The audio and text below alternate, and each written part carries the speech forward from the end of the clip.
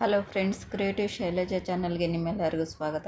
ಇವತ್ತು ನಾನು ಚೋಲೆ ಭಟೂರೆ ಮಾಡೋದು ಹೇಗೆ ಅನ್ನೋದನ್ನು ತೋರಿಸ್ತಾ ಇದ್ದೀನಿ. ನೋಡೋಣ ಬನ್ನಿ. ಮೊದಲಿಗೆ ಇವಾಗ ನಾನು ಭಟೂರೆ ಮಾಡೋದಕ್ಕೋಸ್ಕರ 1 ಕಪ್ಪು ರವೆನ ತಗೊಂಡು ಅದನ್ನು ಮೊಸರಿನಲ್ಲಿ ಕಲಸಿ ನೆನೆಸಿಟ್ಕೊಂಡಿದ್ದೀನಿ. ಮುಂದೆ ನೋಡೋಣ ಬನ್ನಿ. ಇಲ್ಲಿ ನಾವು 1 ಬಟ್ಲು ರವೆಯನ್ನು ತೊಗೊಂಡ್ರೆ ಅದಕ್ಕೆ 4 ಬಟ್ಲು ಗೋಧಿ ಹಿಟ್ಟನ್ನು ತೊಗೋಬೇಕಾಗುತ್ತೆ. ಕೆಲವರು ಮೈದಾನಲ್ಲೂ ಕೂಡ ಮಾಡ್ತಾರೆ. ಇಲ್ಲಿ ನಾನು ಮೈದಾನಲ್ಲಿ ಮಾಡೋದು ಬೇಡ ಅಂತ ಹೇಳಿಬಿಟ್ಟು ಗೋಧಿ ಹಿಟ್ಟನ್ನು ತೊಗೊಂಡಿದ್ದೀನಿ. ಇದಕ್ಕೆ ಕಲಿಸ್ಬೇಕಾದ್ರೆ ನಾವು 1 ಸ್ಪೂನು ಸಕ್ಕರೆ ಹಾಗೆ 1 ಸ್ಪೂನು ಉಪ್ಪನ್ನು ಸೇರಿಸ್ಕೊಂಡು ಬರೀ ಮೊಸರನ್ನು ಮಾತ್ರ ನಾವು ಇದಕ್ಕೆ ಹಾಕ್ಕೊತ ನಾವು ಗಟ್ಟಿಯಾಗಿ ಈ ಹಿಟ್ಟನ್ನು ನಾದ್ಕೋಬೇಕಾಗುತ್ತೆ. ಯಾವುದೇ ಕಾರಣಕ್ಕೂ ನೀರು ಸೇರ್ಸೋಕ್ಕೆ ಹೋಗಬೇಡಿ. ಮೊಸರು ಹಾಕಿದ್ರೇ ಅದು ಒಳ್ಳೆ ಟೇಸ್ಟ್ ಕೊಡುತ್ತೆ. ಆ ಕಾರಣದಿಂದ ನಾವು ಮೊಸರು ಹಾಕಿನೇ ಇದು ಹಿಟ್ಟನ್ನು ಕಲಿಸ್ಬೇಕಾಗುತ್ತೆ.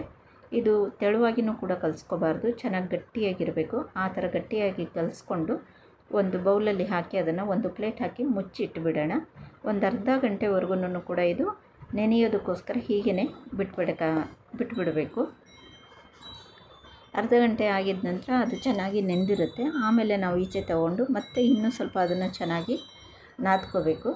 ಚೆನ್ನಾಗಿ ನಾದ್ಕೊಂಡಿದ್ದಾಗಿದ ತಕ್ಷಣ ಇನ್ನೊಂದು ಕಡೆಗೆ ನಾವು ಬಾಣಲಿಯಲ್ಲಿ ಎಣ್ಣೆ ಕಾಯೋದಕ್ಕೆ ಇಟ್ಬಿಟ್ಟು ಇವಾಗ ನಾವು ನಾದ್ಕೊಂಡಿಟ್ಟಿರುವಂತಹ ಹಿಟ್ಟನ್ನು ಸಣ್ಣ ಸಣ್ಣದಾಗಿ ಒಂದೊಂದು ಉಳ್ಳೆಗಳನ್ನು ಮಾಡಿಕೊಂಡು ಅದನ್ನು ನಾವು ಇವಾಗ ಲಾಡ್ಸೋದಕ್ಕೆ ಶುರು ಮಾಡ್ಕೊಳ್ಳೋಣ. ಎಣ್ಣೆ ಕಾದಿದೆಯಾ ಅಂತ ಒಂದು ಸ್ವಲ್ಪ ಹಿಟ್ಟನ್ನು ಅದಕ್ಕೆ ಹಾಕಿ ನೋಡಿದರೆ ಇವಾಗ ಎಣ್ಣೆ ಕಾದಾಗಿದೆ ನೋಡಿ. ಇವಾಗ ಇಲ್ಲಿ ನಾನೊಂದು ಎಣ್ಣೆ ಕವರ್ನ ತೊಗೊಂಡು ಅದ್ರ ಮೇಲೆ ಇವಾಗ ಪೂರಿ ಲಾಡ್ಸಿದ ಥರ ಇದನ್ನು ಲಾಡಿಸ್ತಾ ಇದ್ದೀನಿ.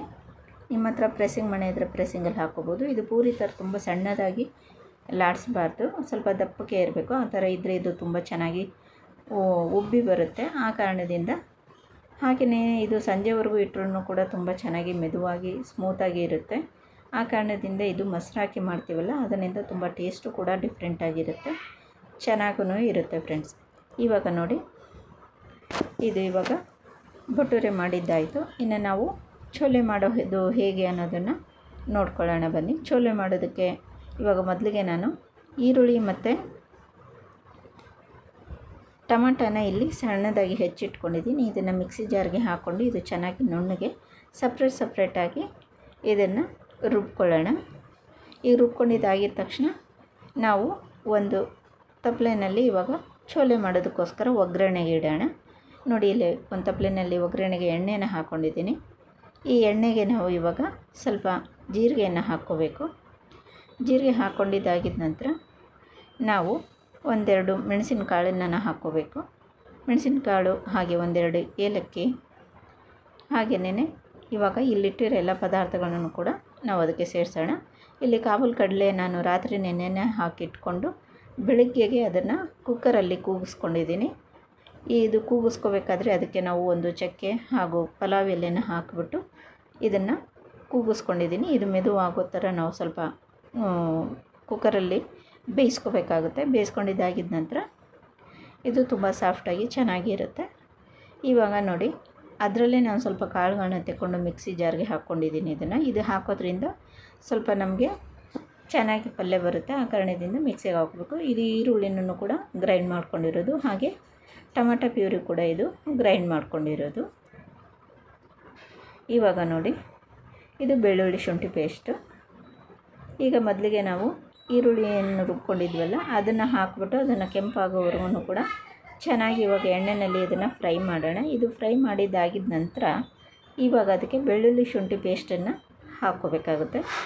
ಬೆಳ್ಳುಳ್ಳಿ ಶುಂಠಿ ಪೇಸ್ಟನ್ನು ಕೂಡ ಸ್ವಲ್ಪ ಕೆಂಪಾಗೋವರೆಗೂ ಕೂಡ ಹಾಗೆ ಬಿಟ್ಟು ಆಮೇಲೆ ನಾವು ಅಚ್ಚ ಖಾರದ ಪುಡಿಯನ್ನು ಒಂದು 3 ಸ್ಪೂನು ಹಾಕ್ಕೋಬೇಕಾಗುತ್ತೆ. ಆಮೇಲೆ ಅದಕ್ಕೆ ತಕ್ಕಂತೆ ಅರಿಶಿಣದ 1 ಸ್ಪೂನ್ ಅರಿಶಿಣ ಹಾಕ್ಕೋಬೇಕು. ಆಮೇಲೆ ಮಸಾಲೆ 1 ಸ್ಪೂನು, ಗರಂ ಮಸಾಲ ಹಾಗೆಯೇ ಧನಿಯಾ ಪೌಡ್ರು 1 ಸ್ಪೂನು. ಇಷ್ಟನ್ನು ಹಾಕ್ಬಿಟ್ಟು ಇದನ್ನೆಲ್ಲ ನಾವು ಚೆನ್ನಾಗಿ ಇವಾಗ ಕಲಿಸ್ಕೋಬೇಕಾಗುತ್ತೆ. ನೀಟಾಗಿ ಇದು ಹಸಿ ವಾಸನೆ ಹೋಗೋವರೆಗೂ ಕೂಡ ಎಣ್ಣೆನಲ್ಲೇ ಚೆನ್ನಾಗಿ ಇದು ಫ್ರೈ ಆಗಬೇಕು.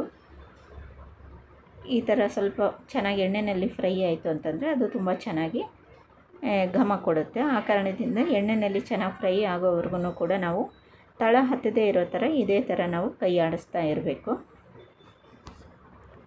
ಈಗ ಅದಕ್ಕೆ ರುಚಿಗೆ ತಕ್ಕಷ್ಟು ಉಪ್ಪನ್ನು ಕೂಡ ಸೇರಿಸ್ಕೋಬೇಕು. ಉಪ್ಪು ನೀವು ನೋಡ್ಕೊಂಡ್ಬಿಟ್ಟು ಸೇರಿಸ್ಕೊಳ್ಳೋದು ಒಳ್ಳೆಯದು. ಆಮೇಲೆ ಇವಾಗ ನಾವು ಟೊಮಾಟೊ ಪ್ಯೂರಿನ ಏನು ರುಬ್ಕೊಂಡಿದ್ವಲ್ಲ ಅದನ್ನು ಕೂಡ ಇವಾಗ ಇದಕ್ಕೆ ಹಾಕಿಬಿಟ್ಟು ಇವಾಗ ಚೆನ್ನಾಗಿ ನೀಟಾಗಿ ಕೈ ಆಡಿಸೋಣ. ಇದು ಅಷ್ಟೇನೆ, ಹಸಿ ವಾಸನೆ ಹೋಗೋವರೆಗೂ ಕೂಡ ಹೀಗೇ ನಾವು ಕೈ ಆಡಿಸ್ತಾ ಇರಬೇಕು. ಅದು ಕೂಡ ಚೆನ್ನಾಗಿ ಹಸಿ ವಾಸನೆ ಎಲ್ಲ ಹೋಗಿ ಮೇಲ್ಗಡೆ ಎಣ್ಣೆ ತೇಲುತ್ತಲ್ಲ, ಆ ಸಮಯದಲ್ಲಿ ನಾವು ರುಬ್ಬಿಟ್ಕೊಂಡಿರೋವಂಥ ಕಾಬೂಲ್ ಕಡಲೆದೇನು ಪೇಸ್ಟ್ ಇರುತ್ತಲ್ಲ ಅದನ್ನು ಕೂಡ ಹಾಕ್ಕೊಂಡು ನಾವು ಅದನ್ನು ಕೂಡ ಇವಾಗ ನೀಟಾಗಿ ಈ ಥರ ಕೈ ಆಡಿಸೋಣ ಫ್ರೆಂಡ್ಸ್. ಈ ಥರ ಕೈ ಆಡಿಸ್ತಾ ಅದು ಚೆನ್ನಾಗಿ ಕುದ್ದಾಗ ಮೇಲ್ಗಡೆಗೆ ಎಣ್ಣೆ ತೇಲುತ್ತೆ.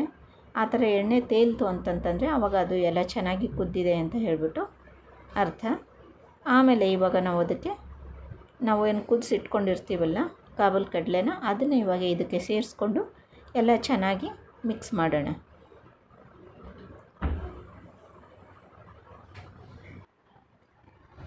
ನೋಡಿ ಇವಾಗ ಕಡಲೆನೆಲ್ಲ ನೀಟಾಗಿ ಚೆನ್ನಾಗಿ ಮಿಕ್ಸ್ ಮಾಡಿಬಿಟ್ಟು ಆಮೇಲೆ ಅದಕ್ಕೆ ಒಂದು ಸ್ವಲ್ಪ ಬೆಣ್ಣೆಯನ್ನು ಸೇರಿಸ್ಕೊಳ್ಳೋಣ. ಬೆಣ್ಣೆ ಕೂಡ ತುಂಬ ಒಳ್ಳೆ ಟೇಸ್ಟ್ ಕೊಡುತ್ತೆ. ಆ ಕಾರಣದಿಂದ ಇದಕ್ಕೆ ಬೆಣ್ಣೆ ಹಾಕಿದ್ರೆ ತುಂಬಾ ಒಳ್ಳೆಯದು. ಬೆಣ್ಣೆ ಕೂಡ ಹಾಕಿಬಿಟ್ಟು ಚೆನ್ನಾಗಿ ಇವಾಗ ಎಲ್ಲ ಕಡೆಯೂ ಕೂಡ ಮಿಕ್ಸ್ ಮಾಡಿ ಅದಕ್ಕೆ ಸ್ವಲ್ಪ ಕೊತ್ತಂಬರಿ ಸೊಪ್ಪು ಹಾಗೆ ಪುದೀನವನ್ನು ಕೂಡ ಹೆಚ್ಚಿಟ್ಕೊಂಡಿರೋ ಅಂಥದ್ದನ್ನು ಮಿಕ್ಸ್ ಮಾಡಿಬಿಟ್ಟು ಚೆನ್ನಾಗಿ ಕೈ ಆಡಿಸಿ, ನಿಮಗೆ ಯಾವ ಹದದಲ್ಲಿ ಬೇಕಾಗುತ್ತೆ, ತೆಳು ಬೇಕಾಗುತ್ತಾ ಗಟ್ಟಿ ಬೇಕಾಗುತ್ತಾ ಅನ್ನೋದನ್ನು ನೋಡಿಕೊಂಡು ಅದಕ್ಕೆ ನೀವು ನೀರನ್ನು ಸೇರಿಸ್ಕೋಬೇಕಾಗುತ್ತೆ ಫ್ರೆಂಡ್ಸ್. ಆ ಥರ ನೀರನ್ನು ಹಾಕಿಬಿಟ್ಟು ಚೆನ್ನಾಗಿ ಸ್ವಲ್ಪ ಕುದಿಯೋಕ್ಕೋಸ್ಕರ ಮುಚ್ಚಿಟ್ಬಿಟ್ರೆ ಚೋಲೆ ರೆಡಿ ಆಯಿತು. ನೋಡಿ ಚೋಲೆ ಭಟೂರೆ ರೆಡಿ ಆಯಿತು ಫ್ರೆಂಡ್ಸ್. ನೀವು ಕೂಡ ಒಂದು ಸಲ ಇದನ್ನು ಟ್ರೈ ಮಾಡಿ ನೋಡಿ. ನಿಮಗೆ ಈ ವಿಡಿಯೋ ಇಷ್ಟ ಆದರೆ ಒಂದು ಲೈಕ್ ಮಾಡಿ, ಶೇರ್ ಮಾಡಿ, ಹಾಗೆ ನನ್ನ ಚಾನಲ್ನ ಸಬ್ಸ್ಕ್ರೈಬ್ ಮಾಡ್ಕೊಳ್ಳಿ ಫ್ರೆಂಡ್ಸ್. ನಮಸ್ಕಾರ.